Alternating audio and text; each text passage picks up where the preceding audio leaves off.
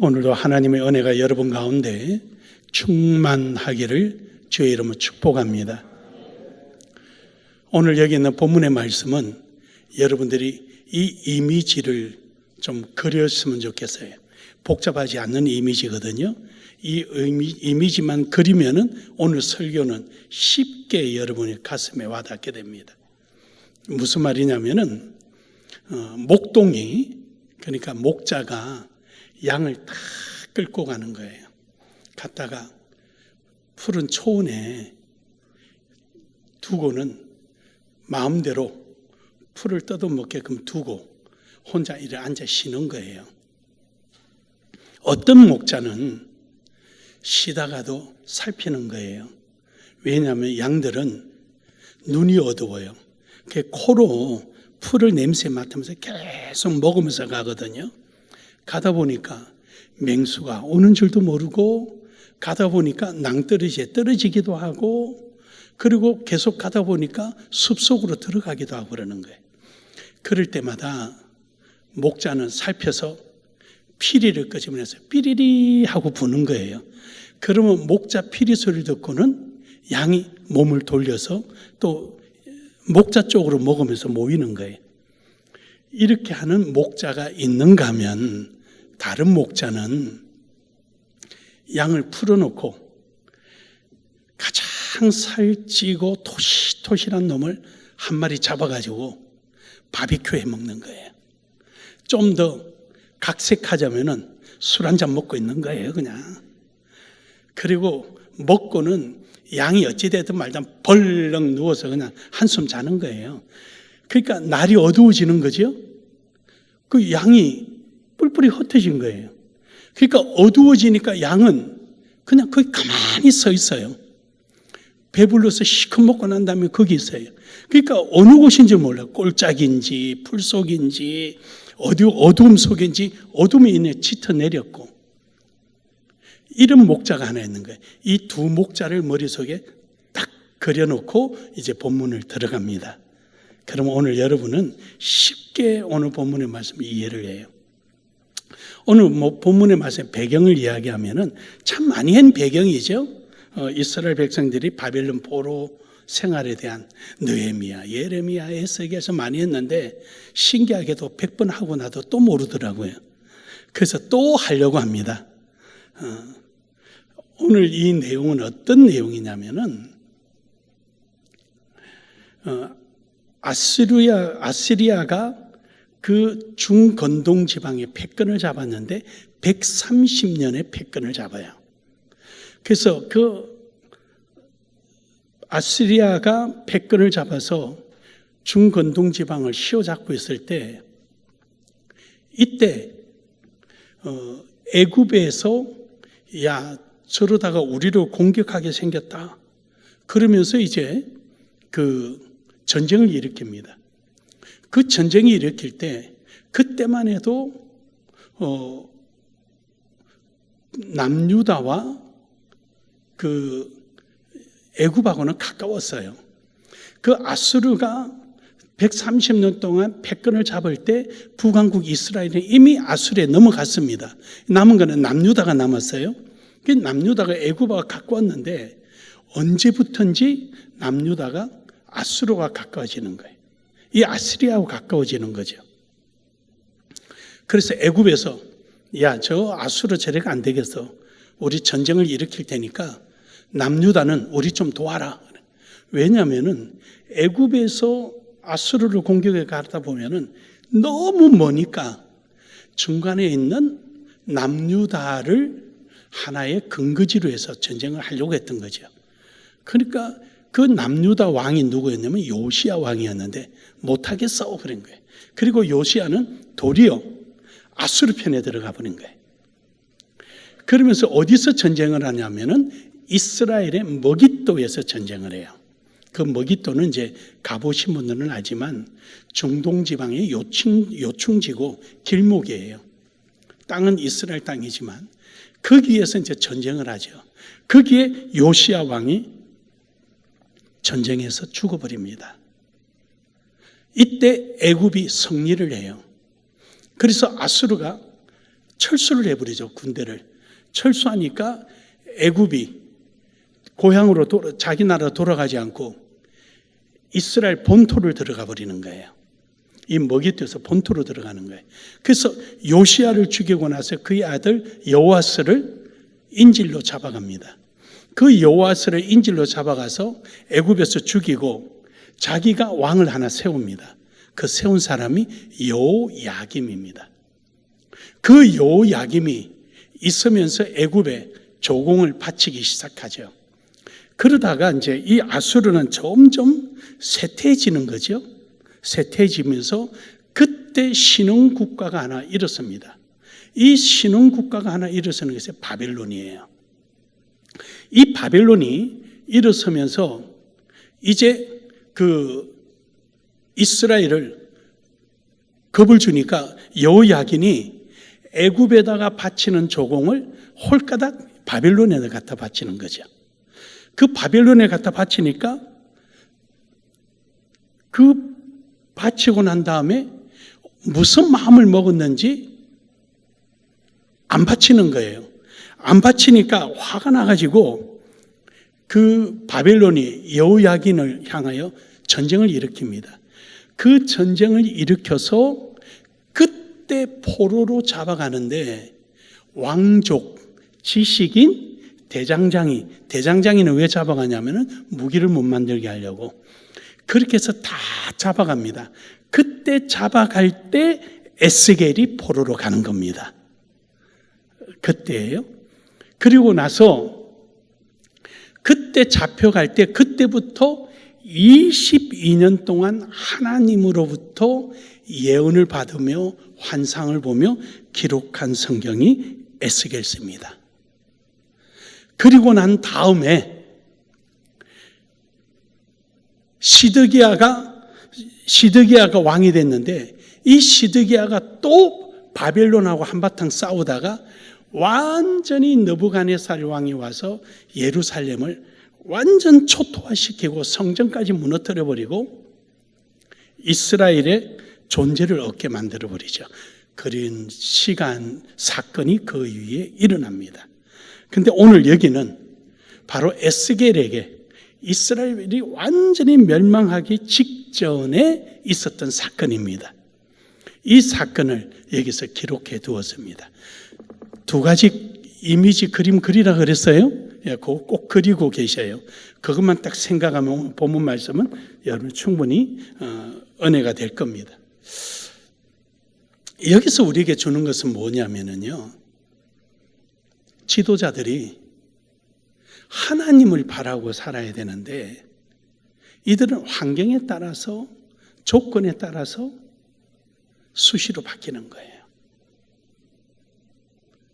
우리가 하나님의 사람일진데 그러면 하나님 중심적인 삶을 살아야 되는데 자꾸만 환경에 조건에 내 지식에 내 경험에 그게 늘 내가 움직이는 거죠. 그러니까 애굽에 갔다가 아수르에 갔다가 바벨론에 갔다가 근데 간 데마다 다 당해버렸어요. 근데 이들이 하나님의 이러한 은혜를 잊어버리고 사는 거죠. 여러분,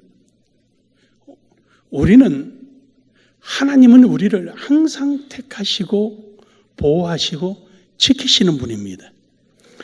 이렇게 하나님의 말씀을 안 듣고 바빌론으로 포로로 잡혀간 이들을 그래도 하나님은 에스겔을 통하여서 이들에게 깨닫게 해 주시는 겁니다. 오늘 여러분과 저는 하나님의 사랑, 지워지지 않은 하나님의 사랑을 여러분 발견하기를 주의 이름으로 축복합니다. 이들은 그동안에 누렸던 하나님의 그 은혜, 그 놀라운 사랑들을 자기 생각으로 덮어버리고 환경의 염려 걱정으로 덮어버리고 자기 지식과 경험으로 덮어버리고 하나님의 사랑과 은혜는 그대로 있는데 자기가 보지 못하는 거예요. 어쩌면 오늘 이 시대 여러분과 저도 하나님의 사랑, 우리 속에 영원히 치워지지 않는 그 사랑을 깨닫지 못하고 오늘 내가 환경과 지식과 내 경험 때문에 그것을 잃어버리고 있다면 오늘 본문을 통하여서 다시 한번 깨닫기를 주의 이름으로 축복합니다. 그래서 오늘 말씀의 제목을 지워지지 않는 사랑이라는 제목으로 함께 은혜 나누기를 원합니다. 첫 번째로는 지워지지 않는 사랑을 깨닫는 사람은 어떤 사람이냐? 하나님의 자녀란 사실을 잊지 않는 사람이에요. 하나님의 자녀라는 사실을. 오늘 여기 에스겔이 기록되고 있던 바벨론의 환경을 보면은 당시에 바벨론이 이런 정책을 썼어요. 우리나라도 그랬죠. 우리나라도 일제시대 때, 강점기 때 우리나라 백성들 데려다가 저기 만주로 사하린으로 막 다 흩어버렸잖아요. 이 바벨론이 그 중근동 지역에 있는 그 많은 나라를 전부 다 정복을 했잖아요. 그러면서 그 나라의 왕족, 그리고 장군, 지식인들을 전부 다 잡아다가 자기 바벨론에 다 데려다 놓은 거예요. 거기에 지금 에스겔도 와 있는 거죠.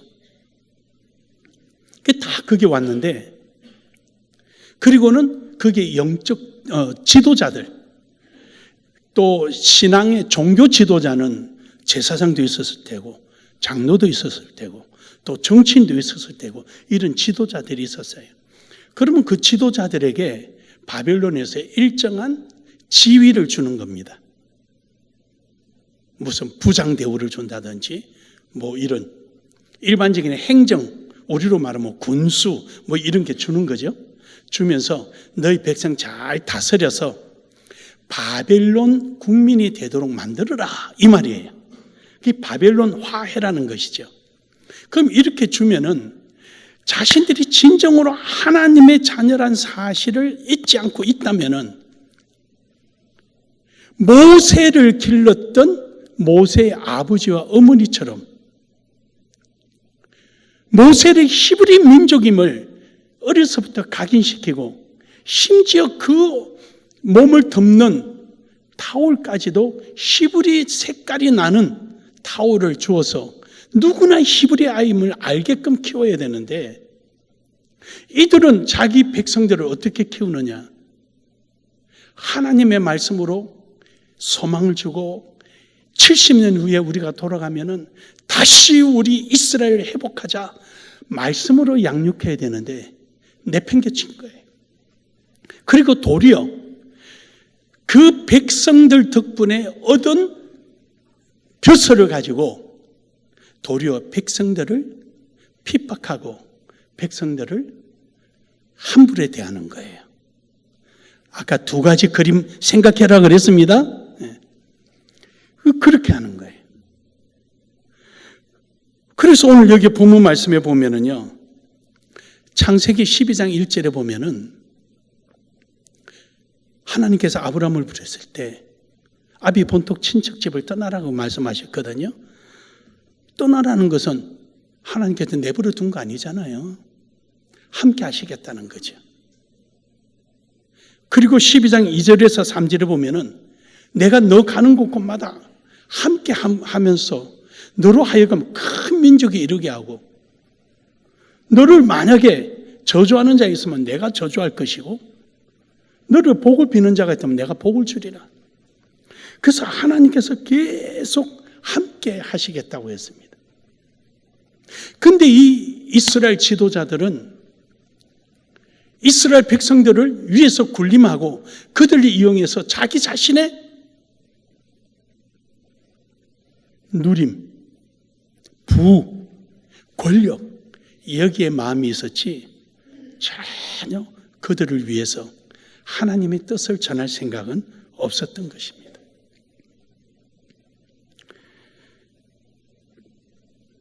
에스겔서 34장에 보면은 바로 여기에 참된 모습을 말씀하고 있습니다. 2절에서 3절에 보면은 양의 무리를 먹이지도 않고 자기 유익을 위하여 도구로 삼았다는 것입니다. 벼슬만 갖고 누리기만 있었다는 것이죠. 4절에서 보면은 약한 양들을 돌보지도 않았습니다. 약한 양에서는 자기가 무슨 취할 게 없잖아요. 또 상한 양, 병들은 양, 도리어 그들 아이고 귀찮아 이런 포악질만 하는 거죠.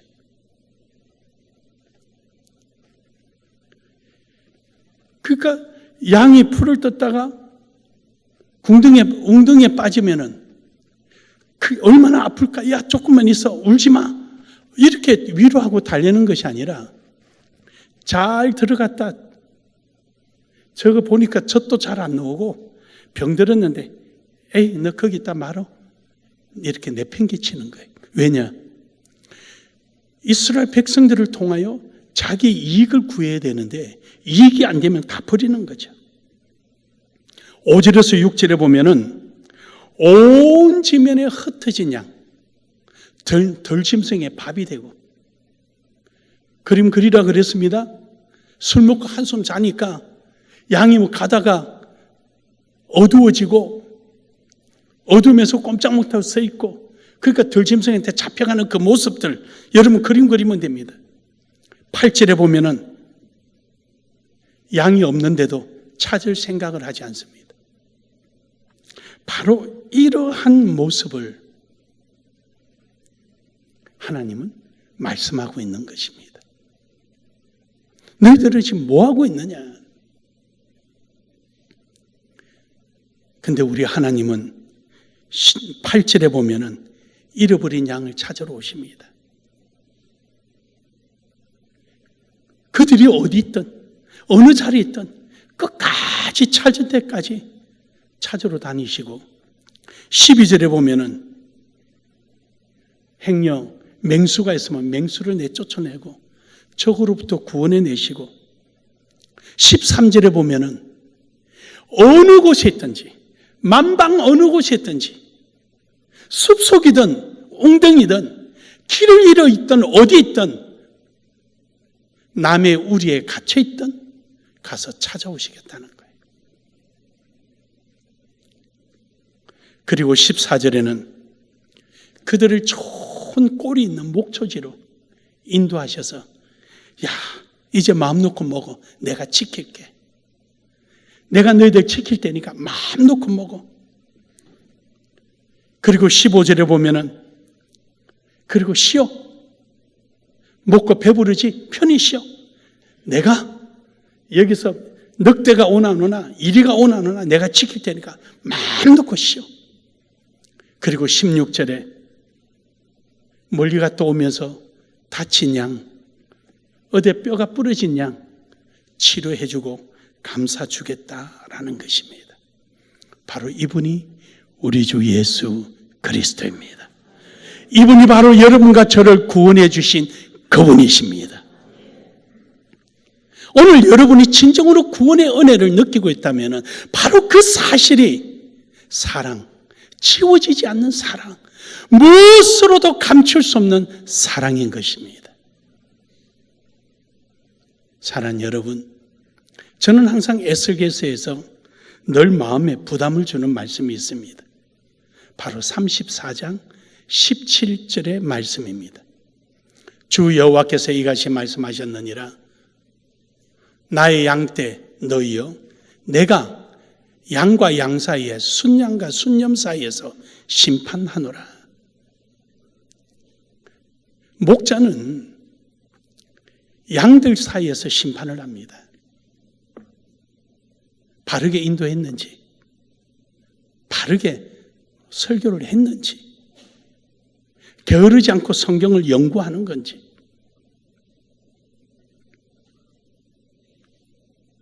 바르게 깨닫고 있는 건지,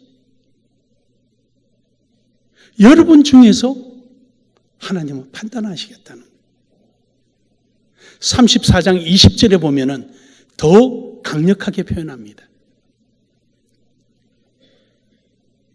나눔에게 김상윤 목사에게 맡겨준 그 성도들이 영적으로 살이 쪘는지 영적으로 빈약한지 그걸 보고 김상윤 목사를 판단하시겠다는 거예요.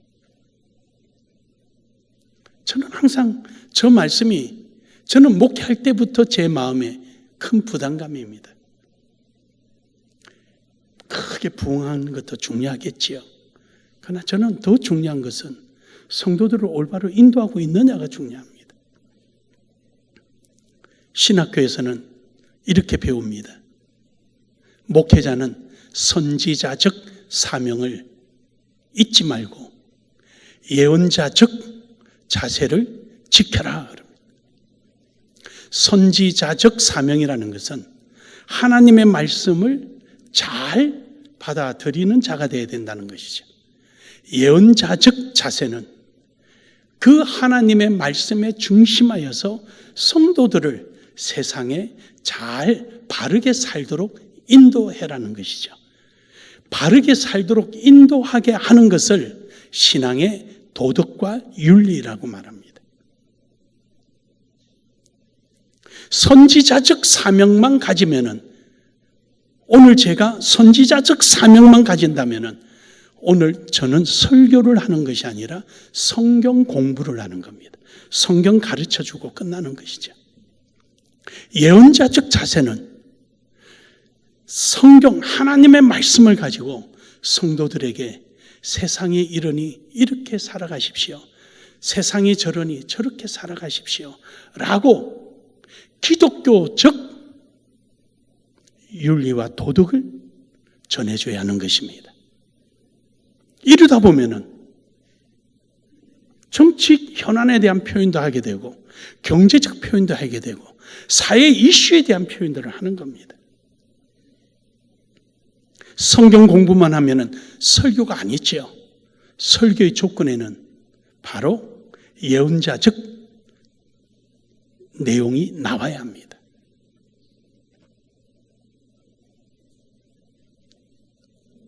가르쳐 지키게 하라라고 말씀하신 것은, 가르치는 것은 선지자적이라면 지키게 하라는 것은 예언자적인 것입니다.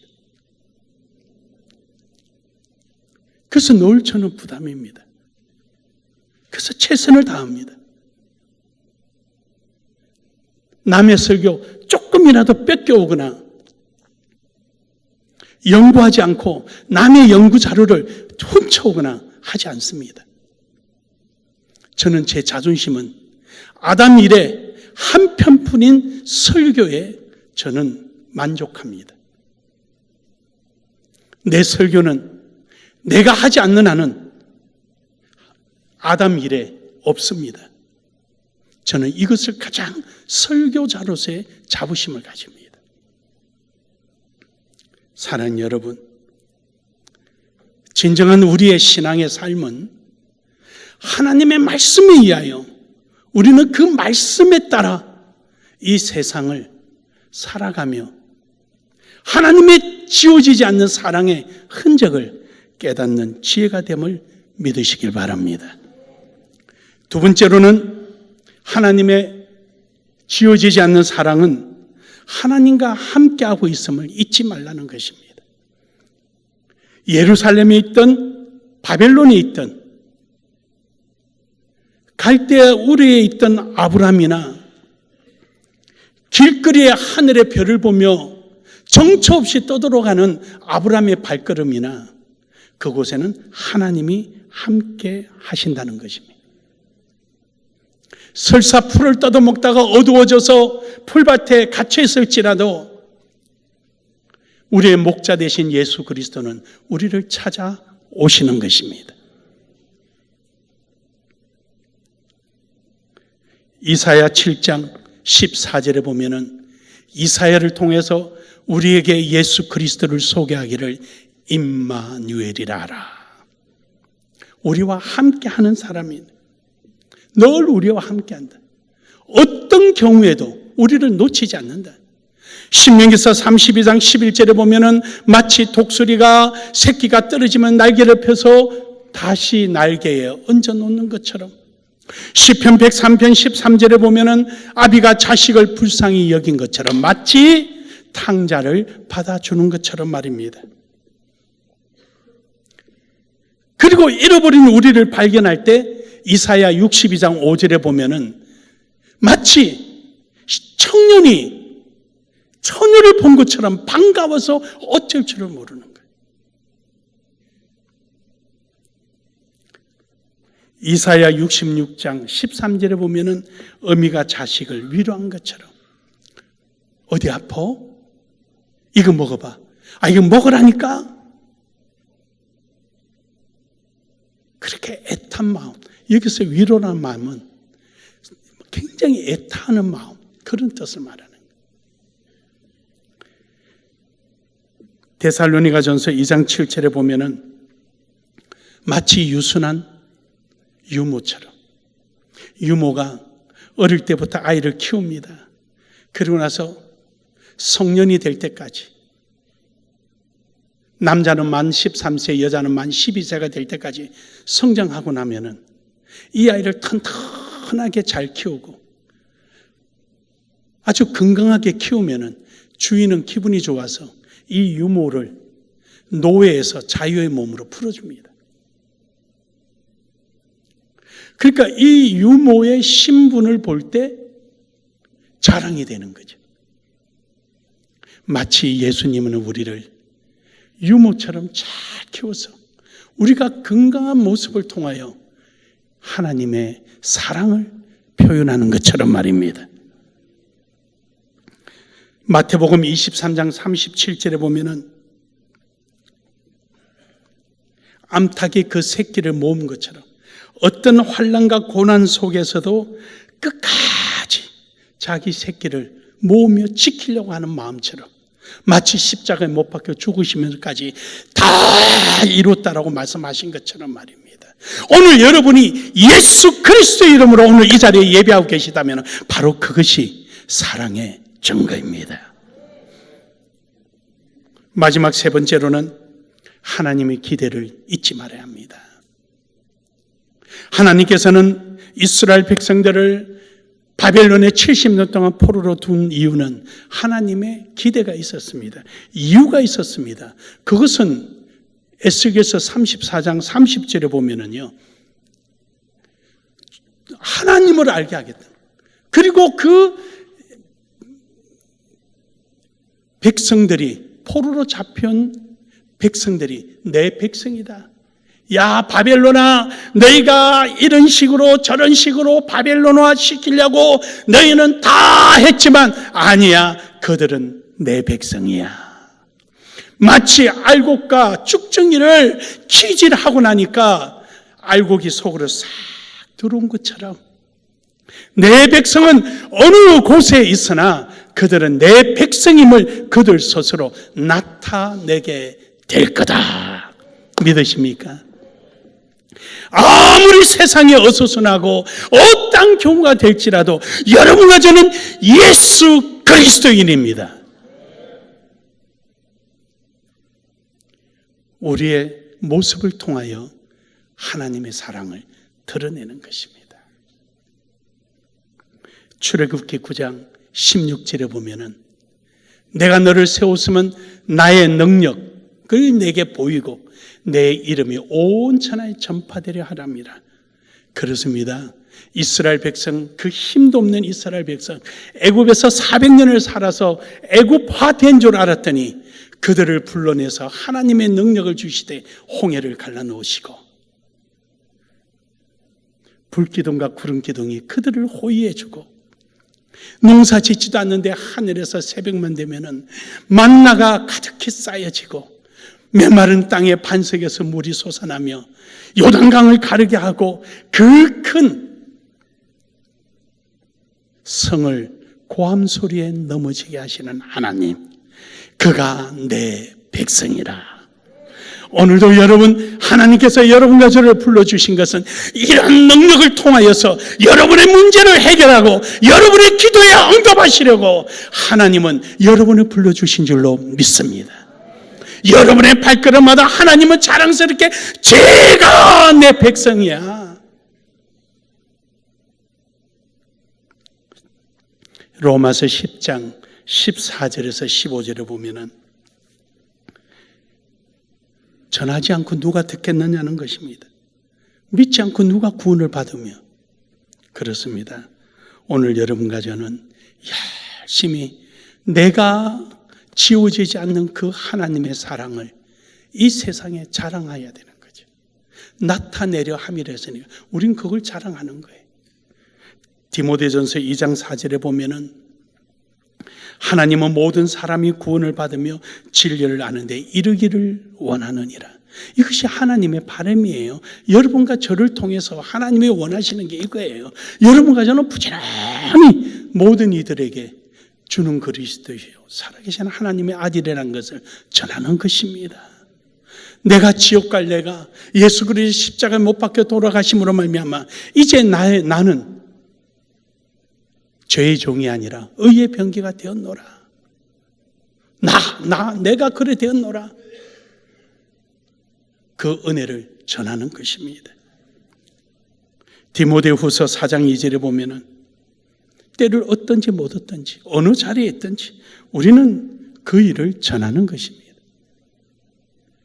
사도행전 5장 42절에 보면은 언제나 날마다 성전이나 집이든 길거리든 예수는 그리스도시다.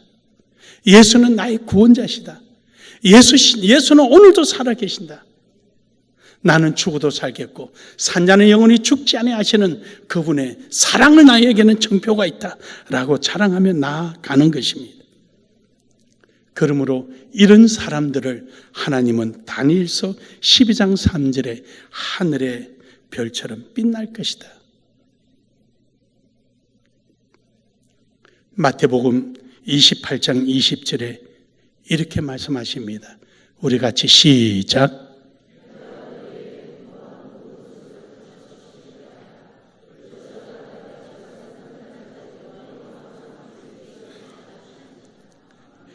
이 은혜가, 이 역사가 여러분이 주님 오시는 그날까지 함께하기를 주의 이름으로 축복합니다. 축복합니다.